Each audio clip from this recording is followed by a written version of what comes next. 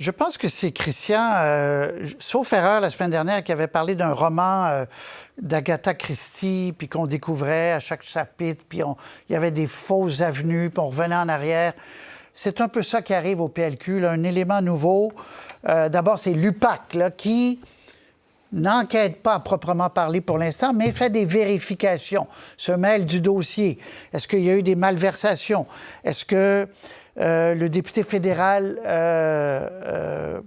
El Khoury, qui a rencontré Marois Risky le 14 novembre, ils ont eu une discussion, est-ce que ça a un lien ou non?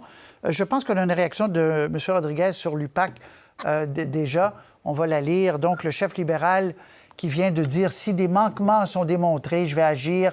Il n'y a pas de place pour ça au PLQ. Tolérance zéro, point final. » Alors, tour de table. Émilie, Nicolas, honnêtement, je me mets à la place des citoyens qui écoutent ça, qui lisent tout ça. Pas facile de s'y retrouver, là, Émilie. Non, c'est pas facile. C'est pas facile pour le Parti libéral lui-même de se retrouver, ni probablement même pour l'UPAC pour le moment. Donc, c'est sûr que nous, comme chroniqueurs, comme panélistes, on n'est pas nécessairement plus avancés non plus. Ce qui se passe, c'est que on a un vide d'information. Le vide d'information est toujours là. La seule chose qui est un peu plus avancée aujourd'hui par rapport à la semaine dernière, c'est que le Parti libéral, la semaine dernière, parlait de lancer une enquête de son côté. S'il y a des institutions, dont l'UPAC, qui peuvent s'en occuper, peut-être que ça va être réglé plus promptement avec un gage peut-être aussi d'intégrité, de crédibilité plus grand que si ce n'était je ne sais trop quel consultant qui faisait une enquête interne. Et donc, il y a peut-être un gage de crédibilité dans la démarche. Exactement. Non, mais c'est un ancien juge qui a été nommé par le PLQ oui. À voir. Là. Mais est-ce que l'UPAC nous a impressionnés par la rapidité de ses enquêtes jusqu'ici? Je ne suis pas sûr, mais peut-être. Vous avez raison qu'à force d'accumuler, il y a le directeur général des élections, il y a aussi la conseillère en éthique. Il y a beaucoup de monde qui se mêle de tout ça. José Legault, est-ce que vous y voyez plus clair? Puis voyez-vous une fin pour le chef libéral dans tout ça, dans ce brouillard-là? Ah, si je voyais ça, là, je facturerais très, très cher. Hein? Ça, c'est sûr. Mais bon, plus sérieusement, la semaine dernière, on parlait d'un brouillard. Là, c'est plus qu'un brouillard. On ne s'y retrouve plus du tout. Et c'est vraiment dans les médias qu'à tous les jours, on ajoute des nouveaux morceaux au casse-tête dont on ne sait toujours pas quel est le dessin. On ne sait pas qu'est-ce que ça représente, on ne sait pas ce qu'il y a dedans, on ne sait pas encore. Et pendant ce temps-là, et ça, je pense que c'est le vrai problème du Parti libéral, il y a un chef, Pablo Rodriguez, qui, malheureusement pour lui et son parti, jusqu'à maintenant, et on est quand même, ça fait une semaine et demie, n'a toujours pas repris le contrôle de la situation. Par le contrôle de la situation, j'entends pas justement de tout élucider, mais de projeter l'image d'un chef qui sait où il s'en va.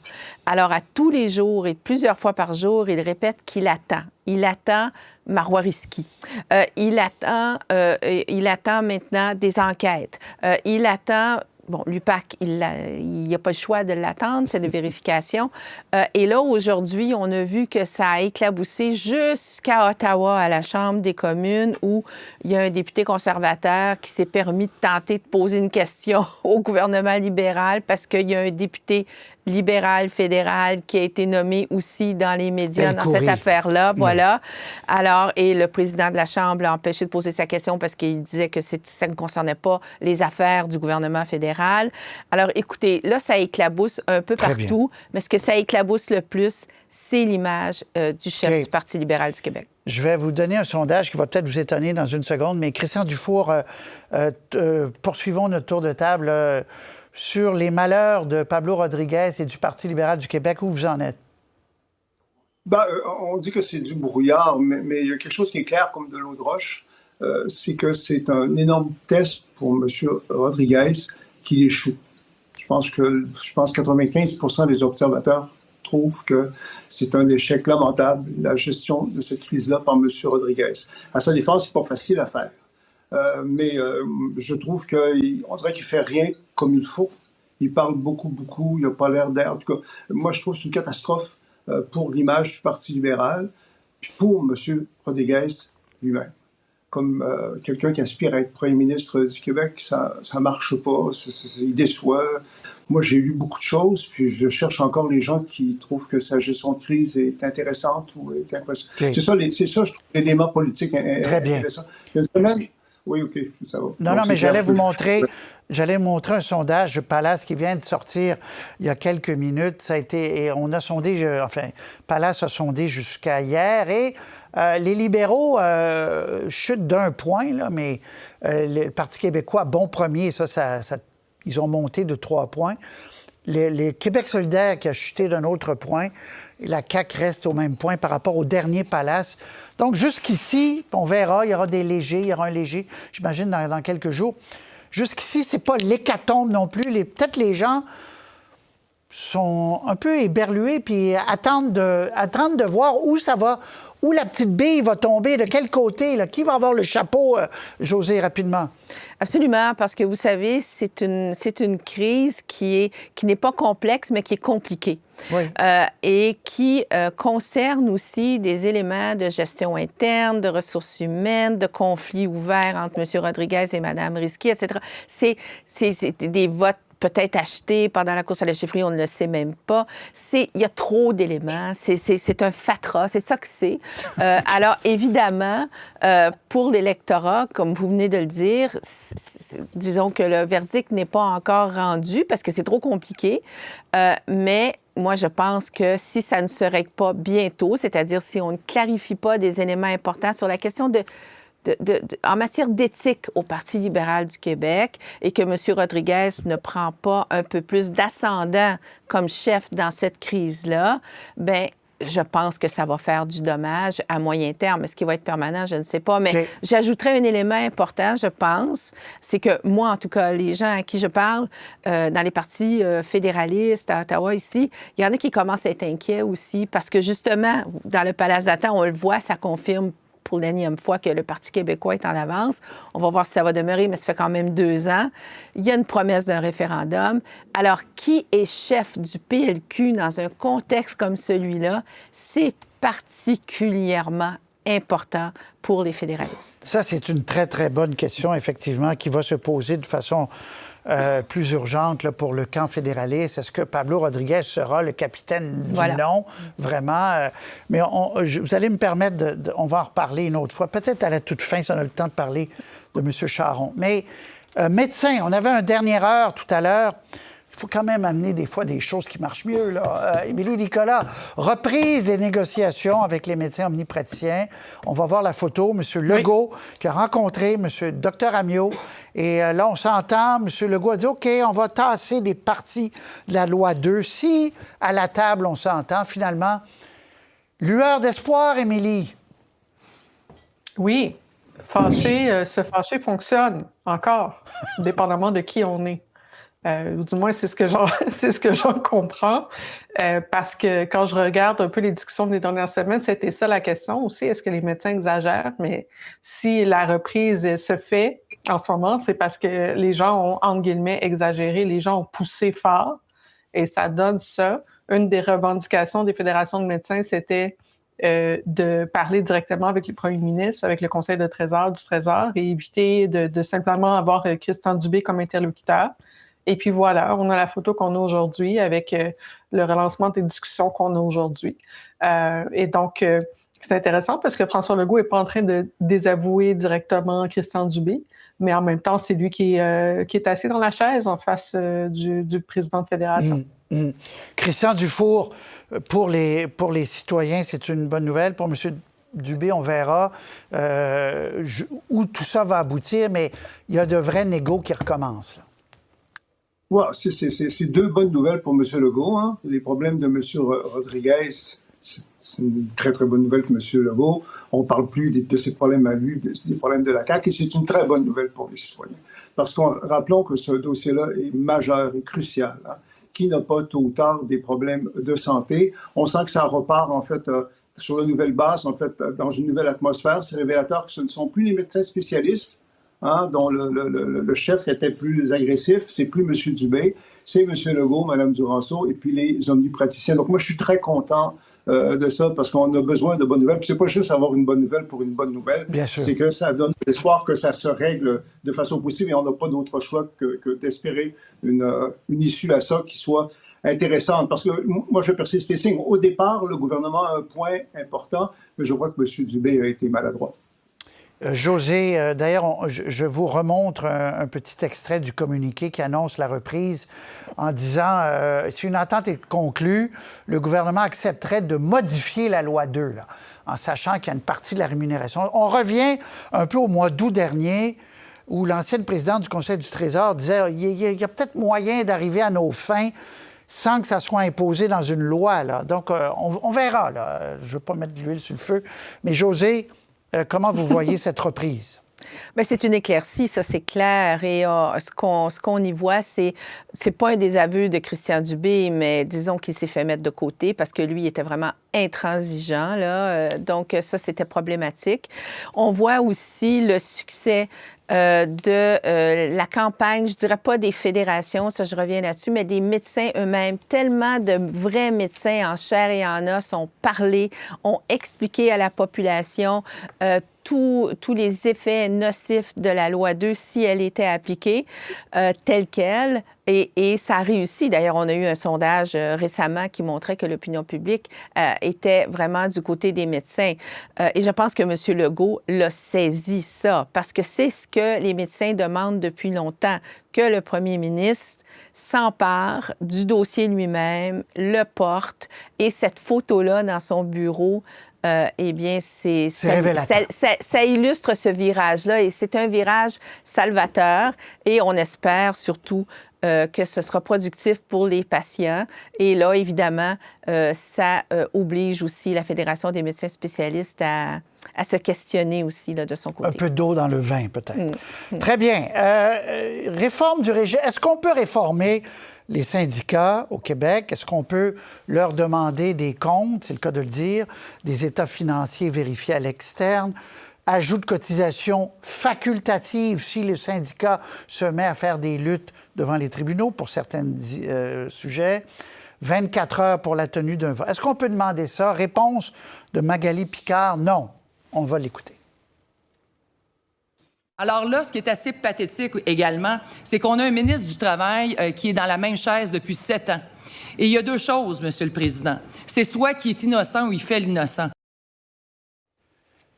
Bon, alors, ça donnait le ton un peu hier. Alors, mûr devant les tentatives de réforme. Je commence avec vous, Christian. Est-ce qu'on peut, au Québec, est-ce qu'on devrait, est-ce que le gouvernement fait fausse route ou non en essayant d'imposer un certain nombre de choses aux syndicats? Oui, comme dans le domaine de la santé, au départ, le gouvernement ne fait pas fausse route parce qu'il y a des choses qui ne marchent pas dans la culture syndicale au Québec. Je trouve que Mme Magali Simard, en fait, fait preuve d'une énorme erreur de jugement. Et un manque de lucidité par rapport à la culture syndicale au Québec. On sort de la grève du métro à Montréal, faut-il le rappeler, qui a touché beaucoup de monde ordinaire au bénéfice de syndiqués qui étaient des privilégiés. Et beaucoup de gens, la culture syndicale au Québec, c'est une culture en partie dominante. Et là, maintenant, il nous dit qu'on va paralyser le Québec, que le ministre est un innocent, qu'il y a une agressivité, il y a un manque de respect. Même le péquiste avec Boissonneau a rappelé que ça ne se faisait pas d'être agressif à ce point-là. Au-delà du contenu du projet de loi qu'on peut discuter. Puis rappelons que M. Dubé, on peut lui reprocher dans le domaine de la santé d'avoir été maladroit. Mais le ministre du Travail, M. Boulay, s'est opposé complètement. C'est un gars extrêmement posé, extrêmement respectueux, extrêmement serein. Je pense que pour le gouvernement, c'est un gros atout. Mais moi, je n'en reviens pas du dérapage de Mme Picard. Je trouve qu'elle discrédite son message et puis elle oublie la grève du métro. On sort d'une grève du métro. Il y a un abus du pouvoir syndical au Très Québec. Très bien. Émilie. C'est parce que le projet de loi 3 est historique dans la mesure où on s'attaque en partie à la formule REN qui a fait des syndicats au Québec une colonne vertébrale du financement de la société civile à bien des égards, de la question de la défense des droits collectifs. C'est avec cette attaque-là à la question de comment est-ce que les syndicats peuvent dépenser les cotisations, on vient de déstabiliser énormément de gens dans la société civile québécoise, en plus des syndicats eux-mêmes. Ça, c'est grave. J'ai l'impression qu'on revient au début des semaines de débat avec les médecins, au sens où on va d'abord avoir une discussion sur le ton de est-ce que les gens se fâchent correctement. Puis peut-être qu'au bout d'un moment, on va avoir la conversation sur pourquoi les gens sont fâchés. Je pense que ça risque d'être un cycle plus court parce que samedi prochain, il y a quand même une grande manifestation qui est prévue à Montréal avec l'intersyndicale. En fonction de la force de la mobilisation qui va être là, on verra en fait si ce que je dis là a du sens, au sens où que c'est vraiment quelque chose de grave socialement qui est en train de se passer. Puis à ce moment-là, comme les médecins, si les gens qui sont des présidents de sections locales de syndicats, sur les gens qui sont plus proches des planchers d'usine, commencent à prendre la parole dans les médias aussi pour expliquer ce que ce projet de loi-là change dans leur vie, dans la vie de leurs membres. Très bien. Peut-être aussi qu'on va pouvoir faire évoluer l'opinion publique. Josée, conclusion là-dessus. C'est sûr que le ministre Boulet a un gant de velours, mais il y a une main de fer dedans avec son projet de loi 3. Je pense que c'est la première véritable offensive qu'on voit là, contre le pouvoir de gestion des syndicats. En plus de la formule RAND, il y a aussi cette espèce d'interdiction d'utiliser les cotisations obligatoires pour contester des lois, pour prendre position contre une position du gouvernement. Et tout ça, on le sait, hein, ça vient beaucoup de la Fédération autonome de l'enseignement qui a osé contester la loi 21 sur la laïcité, ce que M. Legault ne semble pas du tout avoir digéré, et ça a comme entraîné là, toute cette opération-là. Et je le rappelle que le barreau du Québec lui-même, qui sort pas très, très facilement, s'en inquiète. Lisons la phrase, là, que le projet de loi 3, plus le projet de loi 1 et le projet de loi 2, s'écarte de manière importante des valeurs et des traditions de la société québécoise au profit d'un renforcement du pouvoir de l'État. Ce n'est pas rien, ça. Oui, alors je pense que oui, ça mérite un réel débat de société et non pas une ultra-polarisation, là. Au-delà de la chicane, il y a un vrai problème. Christian, conclusion, la sortie du barreau a été très, très critiquée. Je rappellerai, en fait, une étude de l'Institut économique de Montréal qui dit que 91% des grèves au Canada sont au Québec. 91% des grèves sont au Québec. Et de ces grèves-là, 83% sont dans le secteur public. Il y a un problème, là. Mais on ne parle pas des grèves. On ne parle pas des grèves. Il ne s'agit pas des grèves ici. Non, mais il y a un problème dans la culture syndicale. Et okay. On va y revenir. On va y revenir. Josée, vous avez fait votre chronique ce matin sur notre entrevue avec Claude Charron, qu'on a retrouvé à Paris. On va voir des images. Et je voulais vous entendre très rapidement. Christian Dufault, lui, il n'est pas du tout d'accord avec vous. Il dit, c'est pas trop risqué de tenir un troisième référendum. C'est une audace qu'on doit avoir. Et il dit, ça serait épouvantable de ne pas en tenir un. Je vous demande d'être très rapide. Christian. C'était très sympathique, votre entrevue avec lui, mais puisqu'il a été méchant avec la regrettée Denise Bombardier, je vais être un peu méchant avec lui. Je trouve qu'en politique, Claude Charron reste un peu un adolescent. Oh, c'est méchant, ça, des fois, des grandes luttes. José. Il a été méchant avec Denise Bombardier, hein? Il a fait une petite non, mais c'était une boutade. Mais ce qu'il disait, c'était très... OK, José. Oui, mais ça, c'est son sens de l'humour quand même, il faut le connaître pour savoir ça. Oui, en effet, c'est une position qui tranche avec celle de Lucien Bouchard, tout particulièrement, pour qui une troisième défaite, ce serait la fin du monde. En même temps, on ne l'entend pas non plus monter au créneau pour défendre l'option souverainiste, mais ça, c'est une autre histoire. Non, c'est un autre point de vue. Et ce qui est intéressant chez M. Charron, et excellente entrevue, soit dit en passant, ce qui est intéressant, c'est qu'il s'adresse aussi aux plus jeunes, aux jeunes générations. M. Charron, rappelons-le, a 79 ans. Et il dit, les jeunes aussi ont le droit de s'exprimer sur leur avenir. Sur leur avenir. Et il dit, moi, je vais aller parler aux petits vieux. C'est ces mots. Oui. Puis je vais aller convaincre les petits vieux. Émilie, 35 secondes. Je trouve que, bon, il y a la sortie ou disons l'entrevue avec Claude Charron. J'ai remarqué aussi, bien sûr, il y a la lettre ouverte de Pauline Marois la semaine dernière sur la question du nationalisme adoptée par le Parti québécois.